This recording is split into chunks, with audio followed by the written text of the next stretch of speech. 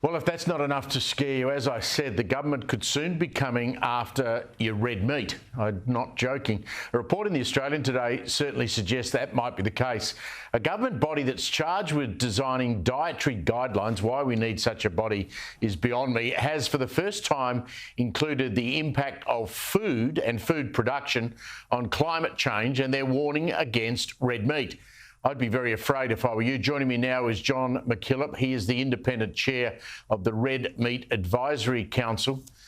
Why do we need some government body to be lecturing us about what sort of food we should be eating? And are you worried about the direction this might go in, John?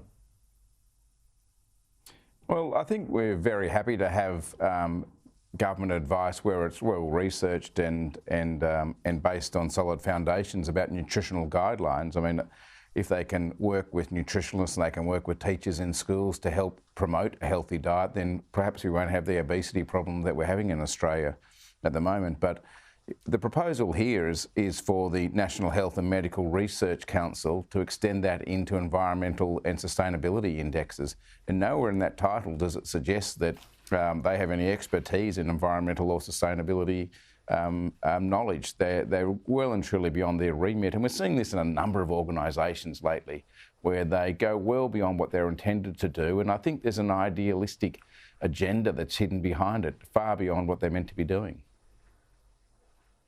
This mention of meat production and climate change has always been, or most recently been, in an index in the report, but now it's been moved into the actual report itself. That's obviously not just something that's happened by accident, is it? No, I think we're seeing a lot of pressure from, particular niche groups and animal welfare groups, climate activists that probably have other agendas hidden behind them. In this great push to do away with the livestock industries. You've got to remember that 50% of Australia's land mass is occupied by people producing livestock. It's an integral part of the environment in which we live in. And the red meat industry in particular has done a really good job in the last, coming up to 20 years, reducing its carbon footprint. Independent researched and verified data suggests that we've reduced our carbon emissions by 65% since the 2005 baseline. We're probably the only industry that will be climate neutral by 26-27, and we still have the ambition to be climate neutral by 2030. Now, if we don't get there, we're not going to be disappointed. We're going to get a fair way towards it.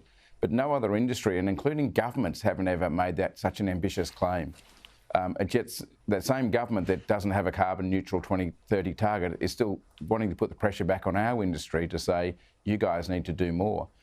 Unlike other sectors such as energy and transport, the great thing that agriculture has is the ability to sequester carbon as well. Sure, we emit it through consumption of diesel fuel, nitrogen fertiliser, etc., and methane in particular, but we also have a great ability to sequester it through trees and grasses and soil carbon. Well, they're all great points, and I mean, I was going to make the point that what's more sustainable than a herd of beef cattle? I mean, they eat grass, they reproduce themselves, and it's completely sustainable.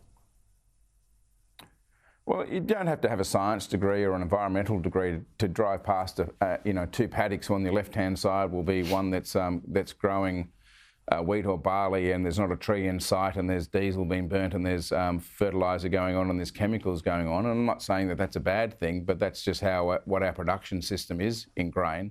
And on the other side of the road will be a paddock with trees in it, bird life in it, bees buzzing around, and cattle grazing on pasture. I don't think we need anyone from a nutritional council or anyone else to tell us which one is going to be more sustainable in the longer term. 100%. Just finally, how are you going to fight the good fight on this issue? I mean, clearly there are people, particularly within the green left of Australian politics, coming after the cattle industry and to a greater degree the wider industry in food production. How are you going to fight this? Well, we're very fortunate in Parliament to have very many supporters. In fact, we have a parliamentary Friends of the Red Meat Industry function next week in Canberra. Every time I'm in there, which I am regularly, we feel this great support that comes through from the vast majority of people on both sides of Parliament. So I don't think it's a large movement. I think it's a very niche movement, and unfortunately that movement seems to have the ear of some of these bureaucrats, and I think they're chewing in that ear fairly hard. They'd be far better off chewing on a great steak and enjoying the nutrition that comes from that. Couldn't agree more. John McKillop, thank you very much for joining us. Appreciate it very much. No, thanks for your time and thanks for your interest.